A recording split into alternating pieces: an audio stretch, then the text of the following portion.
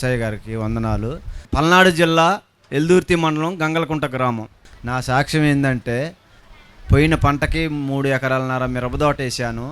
వేసిన తెల్లారే మొత్తం మిరప చెట్లన్నీ పూర్తిగా చచ్చిపోయాయి. చచ్చిపోతే ₹1,00,000 ఖర్చు అయింది. ₹1,00,000 అంటే నాకు కనీసం 10 లక్షలతో సమానం. కానీ దేవుడి మీద భారం వేసి, తండ్రి ఏందయ్యా ఇట్లా జరిగింది, ఇసాకయ్య గారికి మేము సాక్ష్యం చెప్తాము, మేమేం చేశామో మాకైతే తెలియదు, కానీ నా తండ్రి నీవే మాకు ఏదో ఒక సహాయం చేయమని ఏడుకున్నాము. నేను 60 ఏళ్ళ మొక్క ఎత్తే మినిమం 45,000 దాకా చనిపోయింది మిరప మొక్క. అయితే 1 ఎకరం మిగిలింది, 3 ఎకరాలన్నర మిరప తోట వేస్తే.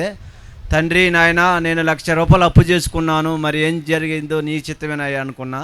కానీ ఇంకొక కాడ 20 ఏళ్ళు తీసుకొచ్చుకొని 1 ఎకరం నాటాను. మొత్తం 2 ఎకరాలన్నర నాటాను. ప్రతి నెల గుంటూరు ఖమ్మం తక్కకుండా నా భార్య వచ్చి తైలాభిషేకం తీసుకొచ్చి ప్రతి వారానికి ఒకసారి మందు కొట్టినప్పుడల్లా కొబ్బరి నూనె వేసి నేను చేయటం జరిగింది. అయితే ఆ దేవుడు మా మీద దయ చూసి ఒక్కటే కోతకి మినిమం 50 క్వింటాలు దిగుబడి వచ్చింది, 2 ఎకరాలు. నా తండ్రి నా కుటుంబంలో చేసిన గొప్ప అద్భుతానికి నేను ఎంత రుణపడి ఉన్నా కానీ ఆ రుణం తీర్చుకోలేనయ్యా. ఇదే నా చిన్న సాక్ష్యం.